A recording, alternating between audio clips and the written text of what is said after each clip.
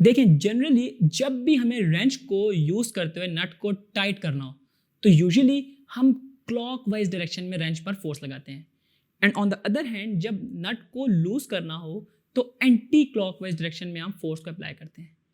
But अब बात यह है कि इसमें शुरू में अगर नट को फुल टाइट करने में लेट्स से हमने रेंच को 15 टाइम्स रोटेट किया इन द क्लॉकवाइज डायरेक्शन, तो according to principle of movement हमें रेंच को कंप्लीट तौर पर लूज करने में 15 रोटेशन रिक्वायर होंगी in the anti clockwise direction. यानी कि प्रिंसिपल ऑफ मूवमेंट को हम डिफाइन ऐसे करते हैं कि a body is balanced if sum of the clockwise movement acting on the body is equal to the sum of anti clockwise movement acting on it.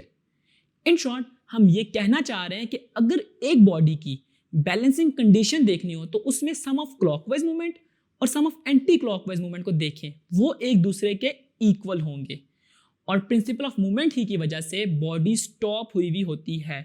अगर anti clockwise movement and clockwise movement एक दूसरे के equal ना हो तो body में torque generate होता है। लाइक सी सॉ में चिल्ड्रन वर्ज या एक्सिस ऑफ रोटेशन से सेम डिस्टेंस पर ना बैठे तो उनका मूवमेंट आर्म इक्वल नहीं होगा, जिसकी वजह से टॉर्क भी जनरेट होगा।